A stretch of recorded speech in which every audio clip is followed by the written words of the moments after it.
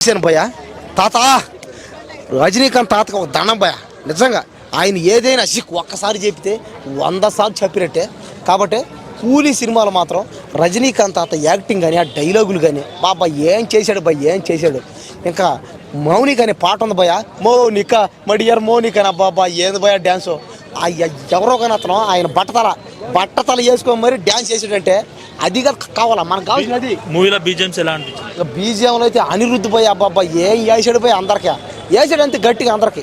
అది మ్యాక్షన్ హౌస్లో పోటర్లో ఎలాలే అందరూ. కానీ నాగార్జున అయితే మేము గెలవను, కానీ నాగార్జున క్యారెక్టర్ మరి లేపను అంతగా. నాగార్జున యాక్టింగ్ ఎలా అయింది కేక బా ఎరగదేసాడు అంతే విలన్. కానీ నేను ఇంకా సూర్యలాగా అంటే రోలెక్స్ లాగా చేస్తాడేమో అంత క్యారెక్టర్ ఇస్తారేమో అనుకున్నాం, కానీ అంత లేదనమాట.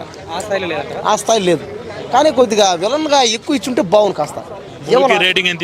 ఇంకా మూవీకి రేటింగ్ హిట్ అయ్యి సినిమా 2 సినిమాలు హిట్లే ఈరోజు. వారి సినిమా కూలీ 2 హిట్ అయినాయి. క్లైమాక్స్ ఎలా ప్లాన్ చేశారు?